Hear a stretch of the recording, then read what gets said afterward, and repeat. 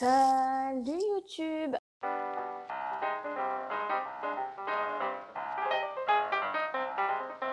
Alors, je te retrouve dans une vidéo aujourd'hui où on va parler histoire d'amour. Alors oui, j'ai mon écouteur qui est comme ça, vous l'avez vu, tout simplement parce qu'à la base, j'enregistre avec le son donc, de mon kit main libre, sauf que là, je n'arrive pas à le caler pour qu'il soit caché quelque part dans mes vêtements. Bon bref, du coup, je l'ai à l'oreille, on va pas du tout regarder une vidéo ou quoi que ce soit. Voilà, je vais juste vous parler des histoires d'amour. Des histoires d'amour un peu que j'ai pu lire, que j'ai pu... Enfin, surtout des témoignages en fait que j'ai pu avoir. Donc je vais en parler que de 3 aujourd'hui parce que c'est les 3 qui m'ont le plus touchée. Donc du coup je me suis dit pourquoi pas les partager avec vous encore en ce mois de l'amour, une semaine après la Saint-Valentin, une semaine après vous avoir parlé de mon point de vue de l'amour, comment je vois le couple, etc. Je me suis dit que ça pouvait être pas mal de vous raconter l'histoire d'amour d'autres personnes pour avoir d'autres histoires d'amour, d'autres exemples. Donc du coup, la première histoire d'amour que je voulais vous raconter, c'est l'histoire d'amour de mes parents.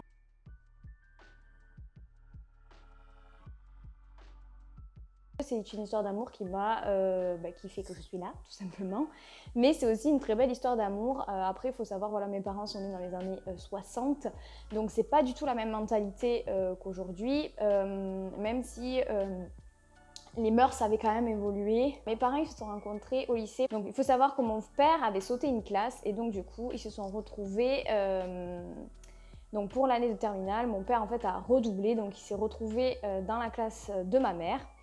Donc en fait à la base ils étaient dans le même lycée, ils s'étaient jamais vus avant la terminale, mais comme mon père avait redoublé, du coup ils se sont retrouvés dans la même classe en anglais. Et donc du coup ils se sont rencontrés en cours d'anglais. En fait ils ont discuté et la prof d'anglais leur a dit que s'ils voulaient continuer à parler, il valait mieux qu'ils prennent la porte et qu'ils s'en aillent. Et donc du coup ils ont rangé leurs affaires et ils sont partis pour pouvoir discuter. Bon, rien que déjà la rencontre est trop mimes. J'en ai parlé un peu plus avec mes parents pour savoir, mais vous étiez vraiment jamais vus parce qu'ils étaient vraiment dans le même lycée, etc. C'était un lycée catholique avec les curés qui font les cours, etc. Et en fait, ma mère me disait, je le voyais en études parce que moi, je restais en études le soir et mon père était interne. Et donc, elle me dit, je l'avais aperçu, mais c'était pas le gros crush. Voilà, c'était un mec qui faisait un peu le kéké, quoi.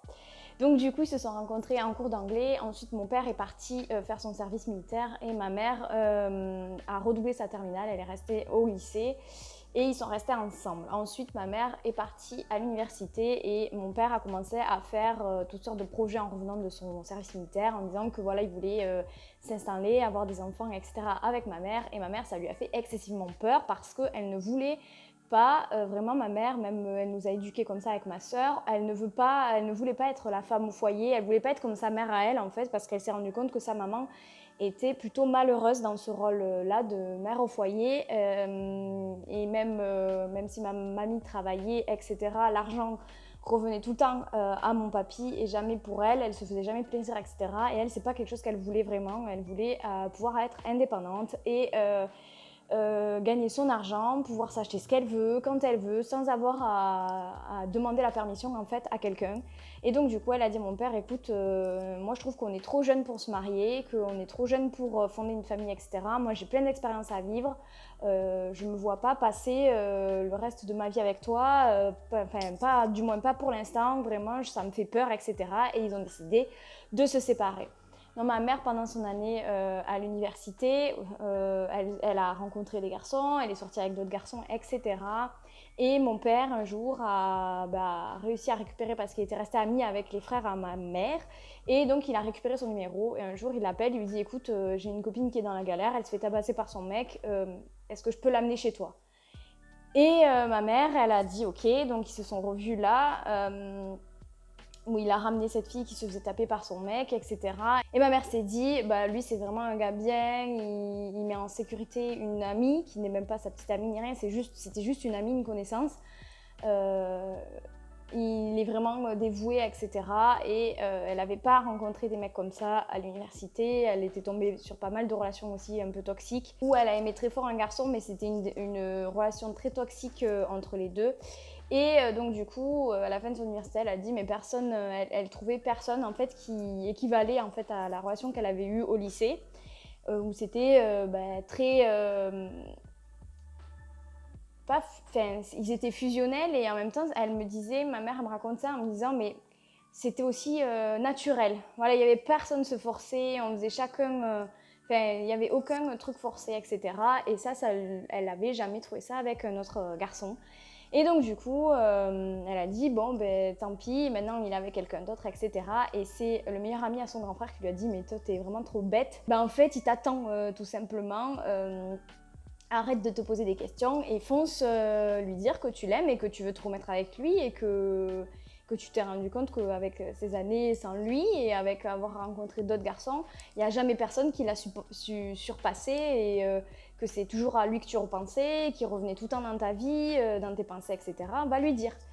Et donc ma mère, elle a dit bon ben tant pis, j'y vais. Et donc elle a recontacté mon père, elle lui a dit voilà, j'ai jamais pu t'oublier, j'ai fait une connerie, j'aurais dû rester avec toi, j'aurais pas dû prendre peur. Je savais que c'était avec toi que je voulais finir ma vie, mais je voulais pas me l'avouer, je voulais pas que ça se passe comme ça entre nous, je voulais qu'on prenne notre temps, pas qu'on aille aussi vite. Et bon, mon père avait pas voulu, c'est pour ça qu'ils s'étaient séparés. Et mon père a dit moi je t'aime et je t'attends depuis le début. Et voilà, donc du coup il a quitté la fille avec qui il était pour se remettre avec ma mère. Et donc du coup me voilà, ma sœur aussi. Et c'est pour ça que nous sommes ici aujourd'hui. Après voilà, c'est une belle histoire d'amour parce qu'il y a quand même eu ce côté de se séparer pour se remettre ensemble.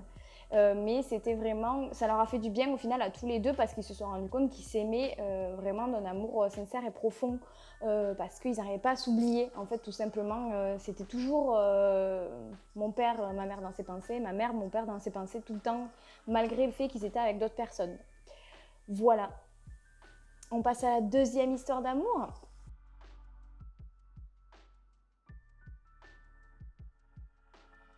Donc la deuxième histoire d'amour, je l'ai lue sur les réseaux.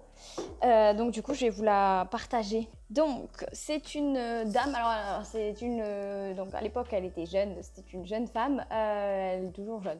Bon bref, c'est une dame qui partage son amour d'été. Elle partage un peu. Son histoire est très très belle et en même temps horrible. Je l'ai trouvée. C'est pour ça que je voulais vous la partager. Donc, il faut savoir que c'était avant l'époque des réseaux sociaux, etc., que le seul moyen de communiquer, c'était les lettres ou donner son numéro de fixe. Voilà, quand on avait un téléphone fixe. Bon, bref, voilà. Donc, voilà, je vais commencer cette histoire. Tous les étés, nous partions en famille dans un petit village. Celui de mes 15 ans, j'ai rencontré un garçon. Il avait mon âge, il était très beau, très grand, très fort, très bronzé. Je m'en souviens très bien. Ce que je n'ai pas perçu tout de suite, c'est qu'il venait d'une autre communauté que moi. Il était gitan, elle met entre guillemets. Je me souviens d'une petite remarque de ma mère à ce propos, mais on n'en a jamais vraiment parlé à la maison. Une fois l'été terminé, nous nous sommes quittés, persuadés de nous revoir. Nous étions très amoureux et sûrs que rien ne pourrait nous séparer. Nous avons échangé nos adresses en nous promettant de s'écrire très vite. Et c'est ce que je fis dès que je fus de retour chez moi. Ensuite, l'attente a commencé, mais rien. Il ne m'a jamais répondu. J'ai attendu et pleuré. Pendant des mois, lui écrivant des dizaines de lettres, je ne pouvais pas comprendre qu'il m'avait oublié, que tout n'avait été qu'un mirage. Ma mère m'a consolée, me disant que j'étais jeune, que ce n'était qu'un petit amour de jeunesse. Petit amour de jeunesse, elle a mis entre guillemets. Mais il n'y a pas de petit amour de jeunesse. Je peux dire que plus jamais je n'ai aimé aussi profondément, aussi librement, de manière aussi insouciante. Donc déjà là, j'ai trouvé la première partie magnifique. De comment elle explique, en fait, j'ai trouvé ça magnifique, de comment elle le raconte. Donc oui, c'est sur mon iPad, c'est pour ça que j'ai les yeux baissés. Mais voilà, j'ai trouvé déjà rien que le début magnifique. Je ne l'ai jamais oublié, mais j'ai tourné la page. À 20 ans, j'ai rencontré celui qui est devenu mon mari. Nous avons eu 2 beaux enfants, aujourd'hui devenus grands. Petit à petit, le mariage a commencé à battre de l'aile. Quand les coups ont commencé à pleuvoir, je suis partie sans me retourner. J'avais 39 ans et 2 ados de 14 et 11 ans. À 44 ans, j'ai rencontré quelqu'un, un homme doux, divorcé lui aussi et surtout plein d'humour. Rien à voir avec mon mari. Est-ce que je suis tombée amoureuse? Non, mais j'étais bien. Jusqu'à ce jour où je l'ai croisé, lui, l'amour de mes 15 ans. Rien de romantique, c'était sur le parking d'un supermarché. Nous avions tous deux un chariot à la main. Je l'ai reconnu tout de suite et j'ai deviné que lui aussi savait qui j'étais. Donc là, en fait, elle explique, donc elle nous raconte son amour de ses 15 ans. Elle explique qu'elle a eu une vie entre. mais que ce garçon n'a jamais quitté ses pensées et qu'en fait, au final, elle s'était mise avec cet homme par dépit, le deuxième, après son mari, parce qu'elle voulait pas être toute seule, tout simplement. Elle était bien, au moins lui, il la violentait pas, puisqu'elle est tombée sur un homme violent avec qui elle s'est mariée, c'est ce qu'elle explique. Qu'au moins lui ne la violentait pas et donc du coup elle est restée avec et donc elle retrouve ce jeune homme de sa jeunesse, de son été et c'est là pour moi que va commencer vraiment le pire de l'histoire d'amour et c'est même pas entre les deux, vous allez voir, c'est la famille en fait qui a fait un truc horrible je trouve et donc je vais vous laisser découvrir la suite. Il s'est approché de moi et la première chose qu'il m'a dit c'est « Pourquoi ne m'as-tu jamais répondu ?» en agrippant mon bras. Il n'avait jamais reçu ma lettre, ni toutes les suivantes. Sur le moment, je me suis écroulée en larmes. 35 ans avaient passé, mais ce que je ressentais était toujours intact. Mon cœur avait 15 ans. Nous sommes tombés dans les bras l'un de l'autre. Nous avions tous deux 50 ans. Nous avons passé une semaine ensemble, juste tous les deux. Ma première visite fut pour ma mère, car je commençais à imaginer le pire. Donc là, elle va aller voir sa maman parce qu'elle se pose des questions sur le fait qu'il n'ait jamais reçu les lettres. Et voilà, c'est là qu'elle va découvrir la vérité. Sans lui raconter la rencontre qui venait de bouleverser ma vie, je lui ai demandé avec l'air le plus dégagé du monde « Tu te souviens de ce gitan dont je m'étais amourachée ?» Heureusement que cette histoire n'a pas duré. Imagine où l'on en serait aujourd'hui. Elle a ri sur le ton d'une bonne blague, m'a confié « Avec ton père, on n'aurait pas laissé faire ça. » On a dû intervenir pour que cette histoire se termine. Vous étiez tellement mièvres tous les deux. Je ne sais plus combien de lettres de vous deux on a dû brûler. Et là, quand j'ai lu juste là, je me suis dit oh, horrible. Vraiment horrible. Enfin, je me suis dit mais comment tu peux faire ça à ton enfant en fait? Donc, les parents ont jugé que cette relation, elle n'était pas saine parce que le jeune homme était donc gitan. Et du coup, pour empêcher leur fille d'être avec cette personne, ils ont brûlé en fait toutes les lettres qui s'envoyaient. Donc, ils n'envoyaient pas les lettres qu'elle voulait envoyer, et quand elle recevait des lettres, ils brûlaient les lettres de ce garçon. Et elle a éclaté de rire. Alors je suis partie, simplement partie, sans une explication tellement la rage me ravageait et me rendait muette. C'était il y a 12 ans et je ne l'ai pas revue depuis. Comment lui pardonner de m'avoir privée de 35 années de bonheur auprès de celui que j'aime? Aujourd'hui, lui et moi, nous sommes toujours ensemble et je suis heureuse comme jamais je ne l'ai été. Enfin heureuse quand j'arrive à ne pas ressasser l'immense gâchis qu'ont été nos vies, nos mariages ratés, les enfants que je n'ai pas pu lui donner. Quand j'oublie les années de manque, la tristesse, la solitude, lui est plus doué que moi pour aller de l'avant. Il parle de destin, il dit qu'il a toujours su que l'on se retrouverait et que l'on a encore toute la vie devant nous. C'est un grand rêveur, mais c'est vrai, quand on est ensemble, c'est toujours un peu comme si on avait 15 ans, même 47 ans plus tard. Donc voilà, cette histoire, je l'ai trouvée tellement belle en fait. Donc c'est encore une histoire d'amour qui finit bien. J'en ai une autre aussi où je vais vous montrer que l'amour des fois ne suffit pas et que même... Enfin pas que l'amour ne suffit pas, que les apparences peuvent être trompeuses. Donc voilà. Donc du coup j'ai trouvé cette histoire magnifique parce qu'à la fin ils se retrouvent, ça c'est digne d'un speech je trouve de film. Donc ils se retrouvent mais il y a tout le côté horrible où je me dis les parents ont pris des décisions pour leur fille. Bon après ils se sont dit que c'était mieux pour elle mais moi je la comprends quand elle dit, je repense à tout ça et je me dis mais parce qu'en plus elle a pas eu une vie facile, elle est tombée sur un homme qui la battait et je me dis, moi je suis d'accord avec elle en se disant mais si les parents n'avaient pas brûlé les lettres, en fait ils auraient pu être ensemble directement et ils auraient vécu les meilleures années de leur vie et elle serait pas tombée sur un mari qui la battait, ce genre de choses quoi. Et je me dis waouh, tout ça parce que les parents ont brûlé les lettres. C'est un tout petit truc qui fait que ça a changé sa vie à jamais et je suis très contente pour elle qu'au final qu'elle ait enfin trouvé quelqu'un qui lui corresponde et qui l'aime, etc. Et en plus de se dire que c'est l'amour de ses 15 ans, je la comprends dans ses remords et je comprends aussi le jeune homme qui lui dit mais on s'en fout, maintenant on va finir notre vie ensemble et c'est le principal. Voilà. Et la troisième histoire d'amour, donc ça part des réseaux sociaux.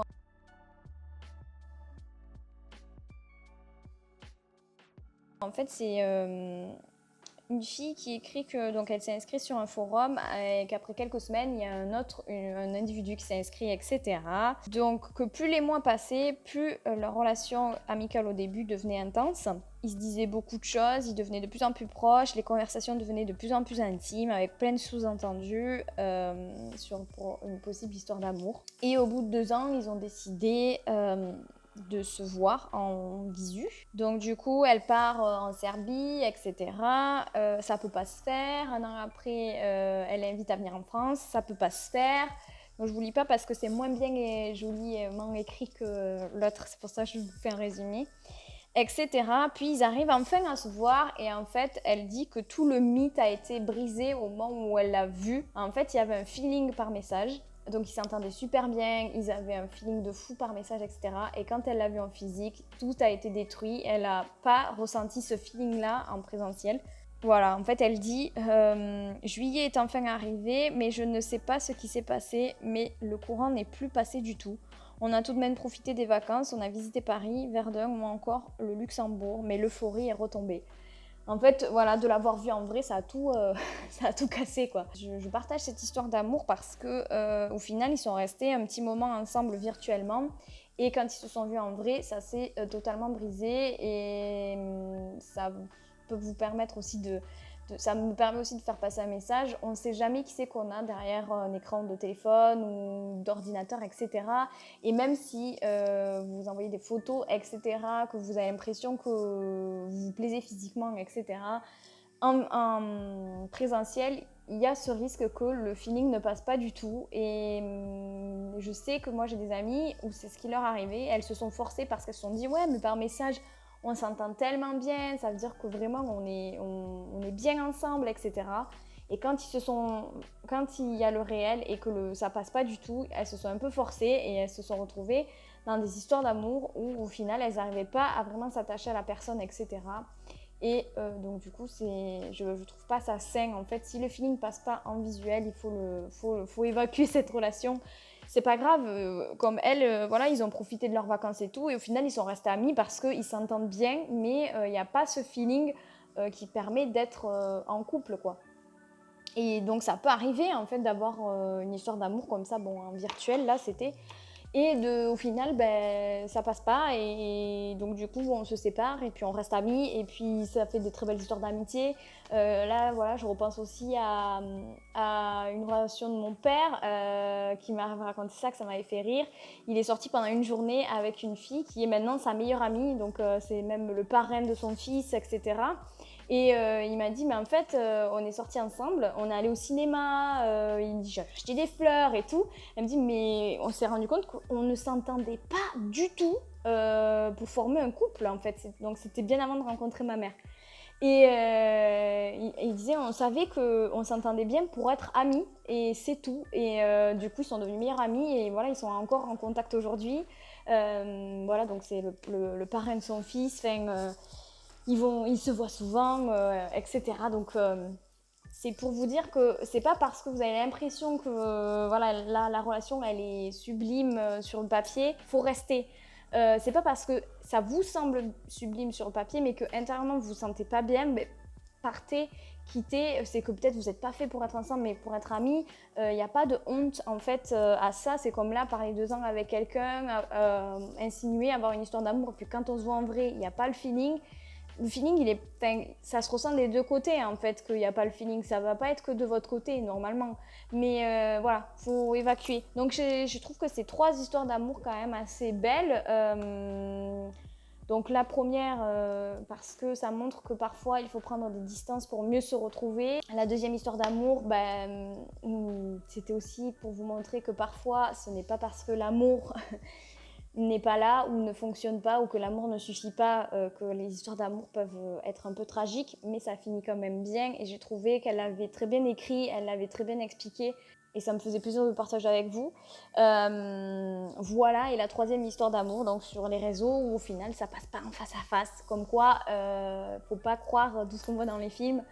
Et c'est pas grave si ça ne fonctionne pas, voilà, c'est pas la fin du monde. Et ne vous basez pas trop sur les films que vous voyez à la télé où ça finit toujours bien, parce que parfois ça finit pas mal, je dirais pas mal, mais ça finit pas en couple et heureux à jamais, etc.